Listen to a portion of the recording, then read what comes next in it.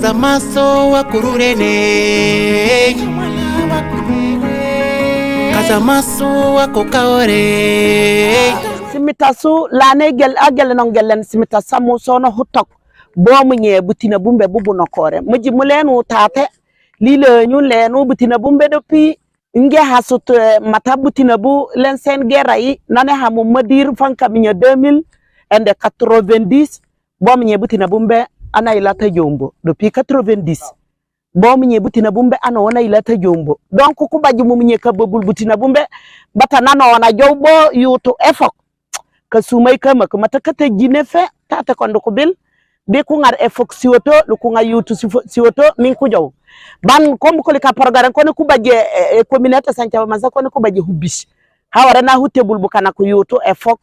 e may bo hukut e jobo Dakar ka sumay kama ko ji kontane loni ngay to me jando hasekana ko e bakate bulom ana mo buja bo bata ni jow bata nyukula nyata efok li dagali ka sumay lo minye li ware santa fof e baka ji musiet li tolo minye ne lo Kazamaso wakokaore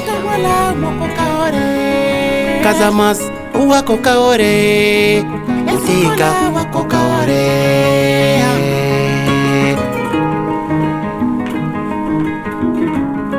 Bukano lalo wakokaore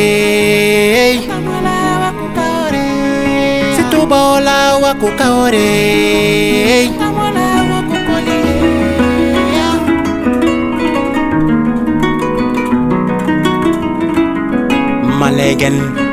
Malegen Utika ho Ukajenolan Malegen Utika ho Ukajenolan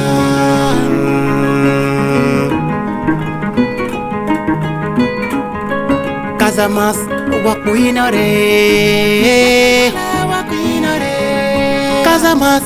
wakururene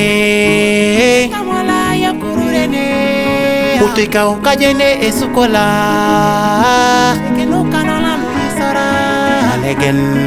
Malegen kunyololan kufureta molan Malegen kunyololan kufureta molan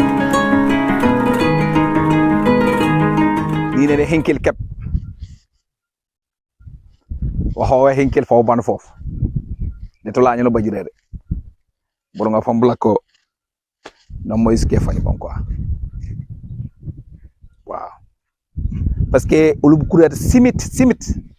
wilat ufur di problème yam dere bu kana ko mako yokke o fanje pour heureusement même bañi la bolole kabajum ay 5 ans 10 ans ko ilat ko haso ko ne auto parce que eutay man tew pour pont ñambalan añilo na jokke auto avec la télévision bañi la buk marché me bajum yetu tin tanor pano jow encombral manu jikela lo marché et puis uru jakut o badje jam moyen yuto fane développer parce que dans département de Souy yute kan premier village on hasam ham karu bera ngol tout pour bañu la bol ko bo kilat ko badje waxo ko fagné ko kan parce que moyen elet o badjut le courant e badjut mo melam comme akra ko commencé ko installer li krobinako ko c'est assuré o meda fof comme je commencé ko meda ho ko fof c'est assuré. Le courant aussi, je pense que ni ne fof mo fom ñe fane jowul comme non wa passem. C'est ça. Les bagnala bu yelata bu jang ordinateur parce que ordinateur c'est le courant d'abord. Mais ordinateur bu fane kayo. O badja ordinateur letelo fonctionner raw. Na mona fagnum quoi. Yo kané uli ñu yoyok fang. Yoto vraiment yoto defok ku yoké. La bala sincèrement yuto e yokke defok parce que anda sumutu jaat pour engarol mën évacuer wul c'est des problèmes c'est des sérieux problèmes yokane me de pour jaat l'ambulance était yutu denu kinul l'ambulance yutu ko badje l'ambulance mais il a tenu kinul parce que o badje borom badjake mais e me da jakku jaat l'ambulance fa nenu kinul eno kinu jaat ane Sumutu Diat minuit 1h du matin 2h du matin ambulance yi lay jeetimul usuy bere Sumutu Diat eske bo sana pam bila bu yetumi sere usu yo jim nene bonkitiski l'état ku jikker les deux villages yoto efok ku yoyok fan. Bon, question bu ma ñor la parce que route bi bañ koy pour créer ko le projet vient de moi man maa ko xalaat parce que man ak sama cousin bi JP dañu amoon idée def benn bus horaire Youtou Dakar c'était le seul village boo xam ne amuloon horaire sama cousin bi d'accord ak man ñu ñëw gis le village waxtaan ak ñoom ne la est-ce que yéen bus horaire arrangé na leen ñu ne ñu wéy bus pourquoi pas arrangé parce que village vraiment amul horaire bi def Dakar Youtou village bi ne ba y a benn problème moo si am y a 2 ponts yi ñu war a defar 2 ponts yi il faut pont bu nekk chargement de 75 000 francs CFA ñu ne bu fekkee 75 000 francs CFA mën nañ ko jéngu ñun ñu ne ok on a promis le village ñu ne dañ koy def ba ñu engagé projet bi ñu xamoon 75 000 francs yi du mooy defar yoon waaw mais comme promettre nañu village bi ba pare dañ leen defaral horaire bi ak la route les 2 ponts il faut que ñu continuer suñu loxo dugg na ba pare. objectif bi léegi mooy lii jeexal yoon bi voilà parce que comme songu dañ ko pare dañ koy jeexal. waaw début bi xawoon na métti tuuti parce que suñu propre moyen lañ commencé ba ñu commencé suñu propre moyen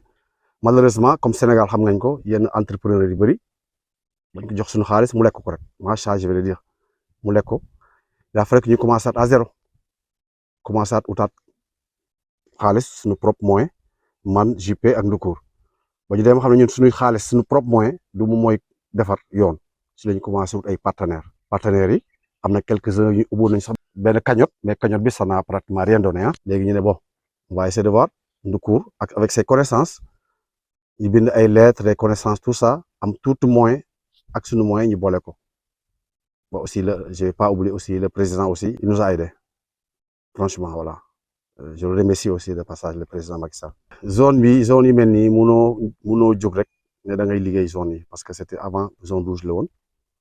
parce que armée bi moo contrôle zone bi avant ñuy commencé yoon bi dem nañ gisi le préfet gis nañu aussi les sous-préfets les maires président conseil yëpp voilà ak l'armée aussi am nañ autorisation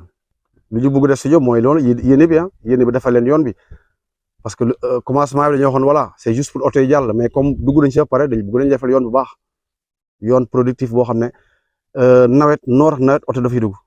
comme ça ñoom aussi ñuy mën a génne seen produit dem jaay parce que dëkk bi vraiment dafa métti da ngay xool ñoom le matin dañuy am horaire gaal boo manqué horaire 8h du matin pirogue bi dootoo génn si dëkk bi ñu génn pour nga dellu si dëkk bi il faut 16h horaire pirogue bi boo ñàkkee horaire bi da ngay obligé fanaan aussi bon comme dugg nañ si ba pare suñu objectif mooy jaxaleen yoon bi comme ça dootuñu amat benn souci ambulance yi aussi di mun a parce que Youtou am na ambulance comme ni ko sama xarit bi Balla Gaye waxee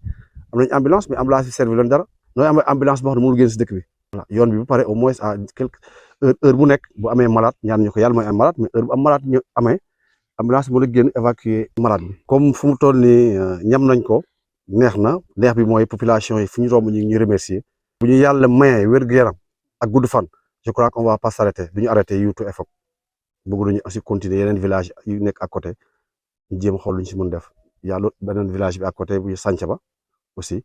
bu ñu paree fii bëgg nañu ko attaquer bu ñu paree foofu aussi bu ñu gisee beneen village boo xam ne mën nañu si def dara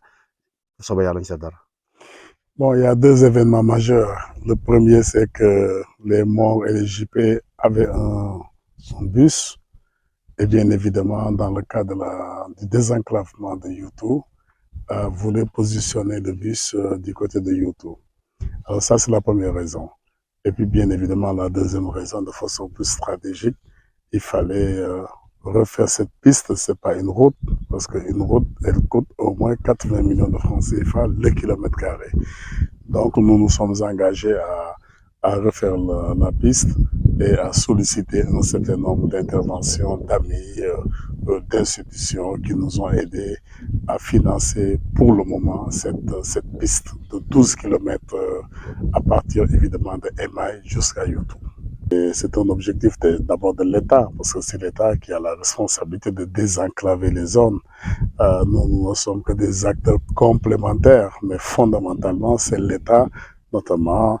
tout ce qui concerne les programmes nationaux de désenclavement qui sont connus et qui sont sous la responsabilité du ministère, évidemment, des infrastructures. Alors donc, nous apportons une petite contribution en termes de désenclavement, parce qu'il faut savoir que globalement au Sénégal et un peu plus spécifiquement en Basse-Casamance, il y a énormément de villages qui sont totalement enclavés. Il faut trouver un mécanisme donc pour se battre pour le désenclavement. Et si nous désenclavons, évidemment, nous avons beaucoup de plus-values. Par exemple, les questions agricoles vont être réglées, les questions sanitaires vont être réglées, les questions évidemment qui sont liées à la commercialisation des produits vont être réglées. Et donc, c'est ça qui manque à la Basse-Casamance, le désenclavement. Les deux, à l'origine, c'était vraiment nos propres moyens avec Jean-Paul Bram et Morphal. Et puis après, nous avons sollicité énormément de gens qui ont aidé et qui ont donné leur participation. Et c'est ça qui nous a permis en ce moment de réaliser ce que nous sommes en train de réaliser. Oui, bien sûr que ce projet, d'abord, nous l'avons soumis au préfet de Oussouye. Après, nous avons parlé avec, évidemment, le commandant du secteur 51. Il faut savoir que ces zones étaient des zones rouges. Il fallait par conséquent avoir des autorisations administratives et c'est ce que nous avons fait. Non, nous sommes en train de faire et pour le village de Efok et pour le village de Youtou. Maintenant, si la question c'est de dire d'autres villages, ou pour le moment, on ne sait pas. Dans tous les cas, notre priorité c'était Efok et Youtou. Nous avons fait un pont ici à Youtou, nous allons faire un autre pont à Efok et nous allons grader et compacter une distance de 12 km sans compter si les moyens le permettent. Nous allons encore compacter, grader et compacter la route de Santhiaba-Manchak qui est un village extrêmement démuni et vulnérable et qui est un village qui est dans un processus de retour et entre Sanch, un décantonnement militaire jusqu'à Santhiaba-Manchak, enfin on va dire plutôt de l'autre côté du dernier cantonnement jusqu'à Santhiaba-Manchak, il y a 2 km 600 également qu'il faut réaliser. Mais la priorité en ce moment, c'est la route à partir de Emaï jusqu'à Youtou. Non mais nous ne sommes pas l'État, nous ne sommes pas des programmes nationaux, nous sommes juste de bonne volonté qui voulons soutenir. Par conséquent, il faut ramener la question à l'État. C'est l'État qui doit faire ce genre d'infrastructure. Ce n'est pas du tout des individualités. Mais si, de par notre générosité collective, nous arrivons à désenclaver les villages, ce que nous sommes en train de faire, alors il faut considérer que nous n'avons pas un programme politique ou un programme économique ou un programme social de désenclavement parce que c'est pas notre métier, c'est pas notre boulot. Mais déjà, si nous arrivons à faire pour cette route, ou pour cette piste de production qui est quand même quasiment enclavée depuis des années, en particulier 1993, à la suite du conflit casamassé. Et je crois que nous aurons fait un pas décisif. Après, c'est pas notre boulot de s'occuper du désenclavement d'ailleurs. Si nous avons les moyens de le faire, nous le ferions avec beaucoup de générosité. Parce que je rappelle que tout l'argent que nous emmagasinons, c'est de l'argent que nous réinjectons. Nous ne sommes pas des privés qui cherchons de l'argent ou des courtiers comme on en a connu particulièrement en Basse-Casamance qui cherchent de l'argent. Nous sommes vraiment des gens totalement bénévoles qui voulons juste le bénéfice évidemment des populations, même si par ailleurs moi et Jean-Pierre ont un bus également qu'ils aimeraient bien positionner, mais tout ça participe du désenclavement. Youtou, Efok, Santhiaba-Manchak, Kulake, Burungi Bobe, Santhiaba-Manchak, Kulake, Esukima, Youtou Kuchono e Efok Kuchono, Malegen, Etamolan, Kulake, Kokuloke, Kokuloke, Etamola Kuloke, Kokuloke, Kokuloke.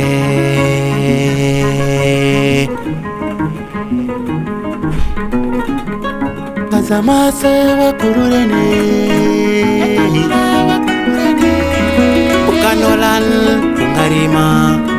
sana jukuti toko ko hokimi kanolan na kungarima anu sana jukutu ko hokime bukani koke kururene ungesi kujukut kokani